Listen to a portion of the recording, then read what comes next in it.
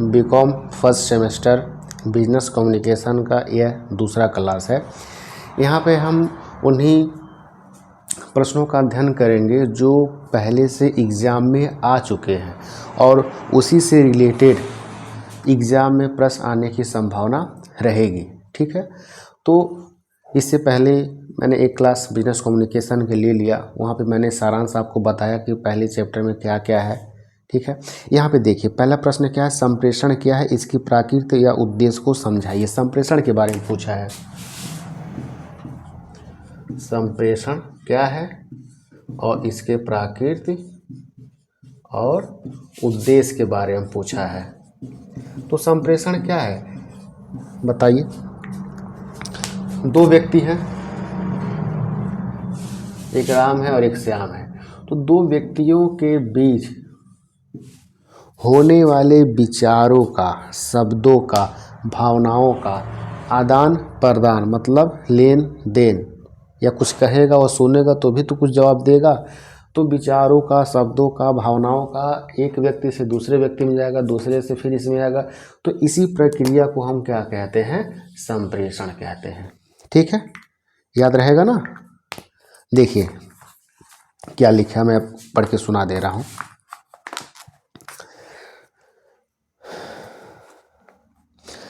संचार दो या दो से अधिक व्यक्तियों के मध्य तथ्य, विचार और भावनाओं का आदान प्रदान। जरूरी नहीं कि दो ही रहे, तीन भी हो सकते हैं, चार भी हो सकते हैं, पांच भी हो सकते हैं, लेकिन कम से कम दो होना चाहिए। दो रहेंगे तभी जाके संप्रेषण हो पाएगा, अन्यथा नहीं हो पाएगा। और यह जो कम्युनिकेशन है यह लैटिन भाषा के, किस भाषा के, लैटिन भाषा के कम्युनिस, COMMUNIS, कम्युनिस शब्द से लिया गया है, जिसका मतलब होता है जानना। जिसका मतलब क्या होता है, जानना या समझना। कम्युनिकेशन लैटिन भाषा के कम्युनिस्ट शब्द से लिया गया, जिसका मतलब क्या होता है, जानना या समझना। अब इसकी हम प्रकृति या विशेषता को देखेंगे कि इसकी प्रकृति क्या है और इसकी विशेषता क्या है। तो सबसे पहले आप लिखिएगा विशेषता में कि कम से कम दो व्यक्ति होना जरूरी है। कम से कम दो व्यक्ति। जब तक दो व्यक्ति होंगे नहीं, कम्युनिकेशन कहलाएगा ही नहीं। दो व्यक्ति के बीच विचारों, भावनाओं, शब्दों का जो आदान प्रदान होता है वही कम्युनिकेशन होता है। जब वह कम्युनिकेशन बिजनेस से रिलेटेड होता है, व्यवसाय से रिलेटेड होता है, तो उसे क्या कहते हैं, बिजनेस कम्युनिकेशन कहते हैं। तो पहला मेरा प्रकृति या विशेषता हो गया, कम से कम दो व्यक्ति होने चाहिए। दूसरा है संदेश। संदेश होना चाहिए कुछ कहने के लिए। मान लीजिए दो व्यक्ति तो है ही, एक मैं यहाँ पे बना दे रहा हूँ, दो व्यक्ति तो है, और यह क्या इनके बीच कम्युनिकेशन होगा जब तक यह संदेश का आदान प्रदान नहीं करेंगे, तब तक यहाँ पे कम्युनिकेशन है ही नहीं। शब्द का आदान प्रदान होना जरूरी है। अगर शब्द का, संदेश का आदान प्रदान नहीं होगा तो कम्युनिकेशन नहीं कहलाएगा। तीसरा है लिखित हो सकता है। क्या शब्द या जो हम बात करने वाले हैं, मौखिक भी हो सकता है। इस स्वरूप है, संकेत भी हो सकता है। हम आपको इशारा करेंगे कि मतलब चुप रहो, बाहर जाओ, सर हिलाएंगे मतलब नहीं, ऐसे करेंगे मतलब हाँ। तो ये सब संकेत है। तो संप्रेषण के प्रकृति में लिखित भी होता है, जब कुछ हम लिखते हैं, मौखिक भी होता है, संकेत भी होता है। हम यहाँ पे लिख रहे हैं तो लिखित संप्रेषण है, आप सुन रहे हैं, मैं कह रहा हूँ, तो दो लोग हैं, दोनों के बीच जो विचारों, भावनाओं का आदान प्रदान हो रहा है, संप्रेषण है। मौखिक हम बोल रहे हैं, आप सुन रहे हो, ये भी मेरा है। इशारा हम संकेत भी करते हैं, हाथ इधर उधर से करते हैं, तो मेरा क्या है, संकेत है। तो ये भी मेरा संप्रेषण का प्रकृति है। चौथा औपचारिक और अनौपचारिक। क्या संप्रेषण की प्रकृति औपचारिक भी हो सकता है, अनौपचारिक भी हो सकता है। मतलब अगर कोई संप्रेषण नियम कानून से हो रहा है, एक सिस्टम से हो रहा है, तो वो मेरा औपचारिक संप्रेषण कहलाएगा। जैसे प्रबंधक या कंपनी के मैनेजर अपने कर्मचारियों से कुछ बात करते हैं, लिखित होता है, नियम कानून से बात करते हैं, सिस्टम होता है, उसका रिकॉर्ड रखते हैं। और अनौपचारिक, इसमें कोई भी नियम नहीं रहता है, बिना लिखित के ऐसे ही सब बैठ के आपस में एक क्या कहते हैं हॉरिजॉन्टल लेवल, एक लेवल में जो कर्मचारी रहते हैं जब आपस में बैठ के कार्य करते हैं, बातचीत करते हैं, उनमें जो कम्युनिकेशन होता है अनौपचारिक होता है। तो संप्रेषण दो प्रकार का होता है, औपचारिक और अनौपचारिक। ठीक है। इसके बाद द्विगामी प्रक्रिया। द्विगामी प्रक्रिया इसका मतलब क्या?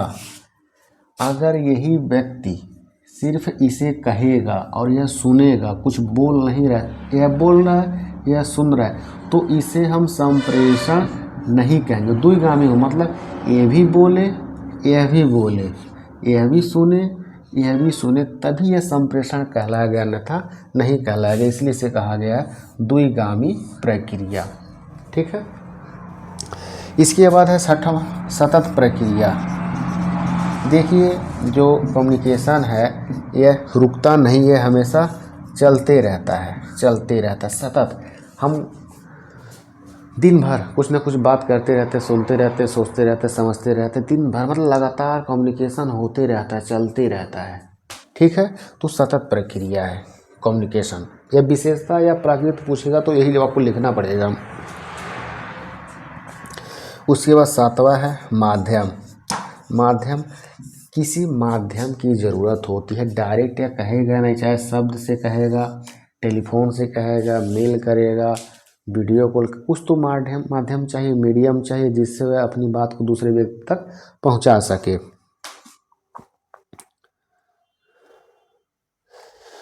बस यही 7 पॉइंट है, ये हमारे संप्रेषण के विशेषता हैं और प्राकृति। कम से कम 2 व्यक्ति, संदेश, लिखित, मौखिक, संकेत, औपचारिक, अनौपचारिक, द्विगामी प्रक्रिया, सतत प्रक्रिया और माध्यम, यही आपको एग्जाम में लिख देना है। इसके बाद हम इसका उद्देश्य पढ़ेंगे। उद्देश्य भी तो एग्जाम में पूछा है। तो संप्रेषण का उद्देश्य क्या होगा, जरा सोच के बताइए। उद्देश्य मतलब हम वह कार्य क्यों कर रहे हैं, क्या ज़रूरत है, कुछ तो उसके पीछे कारण होगा ही। तो उसी कारण को अगर आप जान जाओगे तो आप इसका उद्देश्य आसानी से लिख पाओगे। तो पहला मेरा उद्देश्य है उचित संदेश देना। उचित संदेश देना। संप्रेषण का जो उद्देश्य है पहला, वो क्या है? उचित संदेश देना। जो जरूरी संदेश है, जो जरूरी इन्फॉर्मेशन वह दिया जाता है किसी जिसे उसे चाहिए, सभी को नहीं, जो उसके हकदार है या जो उसके लिए जरूरी है, सिर्फ उसी को हम संदेश देंगे। दूसरा है क्रियाओं में समन्वय। क्रियाओं में समन्वय का मतलब होता है तालमेल बैठाना। जब व्यवसाय में, संगठन में, कंपनी में 2 या 2 से अधिक व्यक्ति आपस में काम करते हैं तो उनके काम में हम तालमेल बैठाएंगे, समन्वय करेंगे। किसके माध्यम से? संप्रेषण के माध्यम से। अगर संप्रेषण नहीं रहेगा तो उनके कार्य में हम तालमेल बैठा ही नहीं पाएंगे। आगे चल के हमारी कंपनी बहुत सारी दिक्कत परेशानी उत्पन्न हो जाएंगे। तीसरा है नीतियों को लागू करना। अगर हम कोई नया नियम कानून बना रहे हैं बिजनेस में और उसको लागू करना है तो कम्युनिकेशन के माध्यम से ही ये कर पाएंगे। अगर कम्युनिकेशन नहीं रहेगा तो उस नीति को हम व्यवसाय में लागू नहीं कर पाएंगे। औद्योगिक संबंध बनाने में, औद्योगिक संबंध का मतलब क्या कि एक व्यवसाय दूसरे व्यवसाय से रिलेटेड रहता है। कच्चा पदार्थ है तो किसी दूसरे इंडस्ट्री से हम मंगाएंगे, तो वहाँ पे संबंध आपके सही होने चाहिए। तो ये संबंध किसके माध्यम से ही रहेगा? संप्रेषण से ही रहेगा। हम अपने दोस्त यार मित्र से बात करते हैं, जितना प्यार से बात करेंगे, जितना मीठा बात करेंगे तो उससे हमारा रिलेशन अच्छा रहेगा। कड़वा बोलेंगे, गाली देंगे तो उसके और हमारे बीच जो रिलेशन रहता है, संबंध रहता है, वो खराब हो जाता है। उसी प्रकार इंडस्ट्री में भी होता है, कारखाना में भी होता है, व्यवसाय में भी होता है। ठीक है। 5वां प्रबंधन कुशलता में, प्रबंधन कुशलता। प्रबंधन मतलब किसी व्यक्ति से कार्य कराने की जो कला है वो प्रबंधन कहलाता है। तो जो प्रबंध करने का कार्य है उसमें कुशलता लाता है संप्रेषण। जो भी समस्या है, जो भी परेशानी है, उसे दूर करने का कार्य संप्रेषण ही करता है।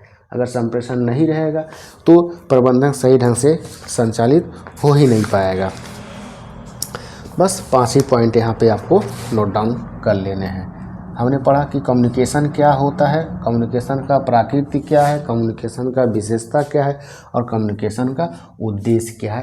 ये प्रश्न एग्जाम में आए हैं। ठीक है, इसका जो अगला पार्ट है वो फिर आपको अगले दिन मिल जाएगा।